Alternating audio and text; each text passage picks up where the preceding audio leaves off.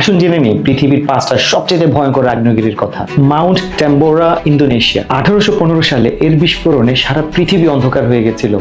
60,000-এরও বেশি মানুষ মারা গিয়েছিল তখন, এবং তখন সারা পৃথিবীর টেম্পারেচার কমে গিয়েছিল, এবং ওই বছরটাকে বলা হয়েছিল the year without summer. Mount Vesuvius, Italy. 69 সালে এর বিস্ফোরণে এক মুহূর্তের মধ্যে ইটালির পোম্পাই শহর সম্পূর্ণ ধ্বংস হয়ে গিয়েছিল। এই আগ্নেয়গিরি কিন্তু এখনো সক্রিয়, এবং বিজ্ঞানীরা মনে করেন যে কোনো সময় আবার বিস্ফোরণ হতে পারে। ক্রাকাটোয়া, ইন্দোনেশিয়া। 1883 সালে ক্রাকাটোয়াতে বিস্ফোরণ হয়, এবং এই বিস্ফোরণের শব্দ 4000 কিলোমিটার দূর থেকে শোনা যায়, এবং এর ফলে যে সুনামি সৃষ্টি হয়েছিল সেইখানে 36,000-এরও বেশি মানুষ মারা যায়। Yellowstone super volcano, USA. এটা কিন্তু কোনো সাধারণ আগ্নেয়গিরি না, একে বলে সুপার ভলক্যানো।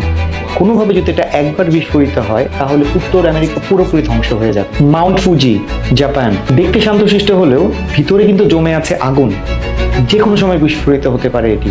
শেষবার বিস্ফোরণ হয়েছিল 300 বছর আগে। প্রকৃতি কিন্তু অনেক সুন্দর, কিন্তু একবার রেগে গেলে তাকে থামানো অসম্ভব।